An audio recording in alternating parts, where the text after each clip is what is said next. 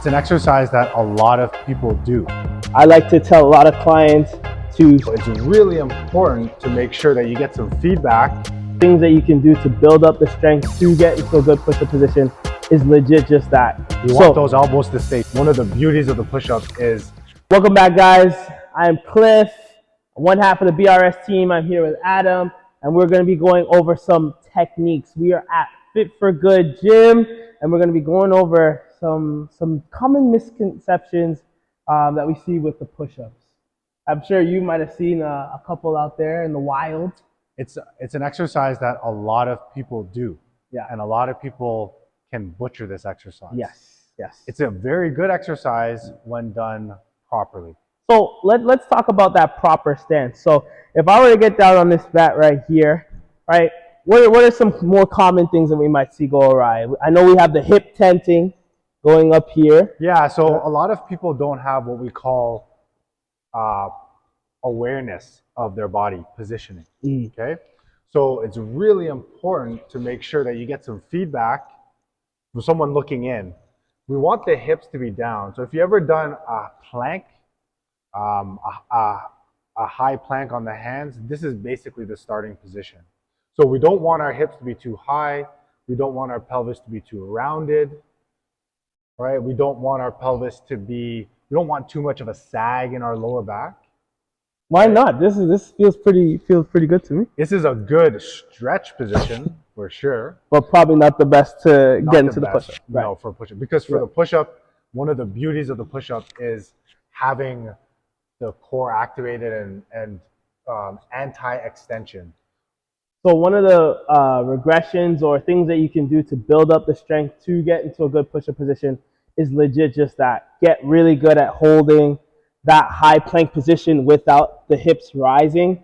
I like to tell a lot of clients to squeeze the glutes to help maintain that neutral spine. So if I'm looking at the base or just behind my head here, going all the way down towards just the top of my pelvis, all the way down, I'm creating that straight line. Okay? We can also put a dowel or a rod from the head all the way down to the tailbone, and it should be in contact the entire time. So now we have the descent. Yes. Okay. Next thing I see, the flared elbows going down towards the side here. We want those elbows to stay tucked.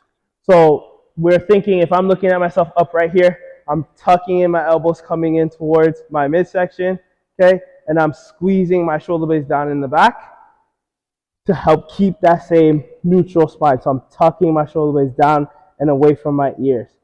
Firing one foot back, squeezing my bum, same thing on the other side, and then I'm tracking my elbows down my sides. So it's like a 45, 40-degree angle from your body. So if we're here, we're right in this position.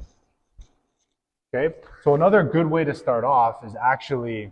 Getting a little workout in here. Yeah. I'm telling you, it's just hot. Push-up's a good workout. Yeah, it is. You can do it anywhere. Exactly. Go all the way down, so you're on the mat. You don't want to take a crack at it, Adam? Okay. No, I'm all good. Yeah, okay. yeah. Get all the way down to the bottom and stay there. Okay. So we can practice actually a lift off where you're taking your hands off the floor. Oh, a little stop and go. Yes. Okay, so that little will get you in that position that you're talking about, Clifton, right? Mm-hmm. Right, so you can We're feeling that back, setting that position, right? Shoulder blades coming together, right? And then we're keeping the glutes tight and keeping our spine neutral. Yes. The entire time. What if you don't have the strength to do a full push-up? Well, first of all, get the mat out there, you silly boy. No, no, use the mat because we're gonna need it in the instance of an assisted push-up. Yeah. So similar to how we're setting up from that high plank position, sometimes I'll even start it from the ground to get that engagement here, right?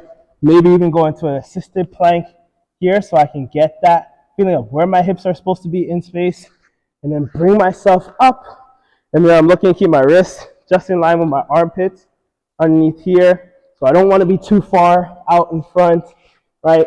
Same thing, I don't want to be sagging at the hips. So I'm keeping my glutes tight in this assisted position, Okay, I like to drive my toes in towards the ground, and then the same principle. I'm keeping my elbows down towards my sides. And when you do this push-up properly, it can be very, very effective. Oh yeah.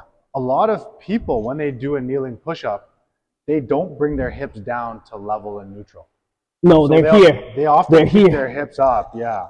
And that is not a kneeling push-up. So a good cue, get that squeeze. I like to tell people like you're holding in a fart, you're squeezing and clenching. It sounds silly, but it does get people, because everybody's been at the party and had to hold it in. So we're squeezing here. I'm actually bracing my core as well. Okay, so something that you would feel if you're in that plank position.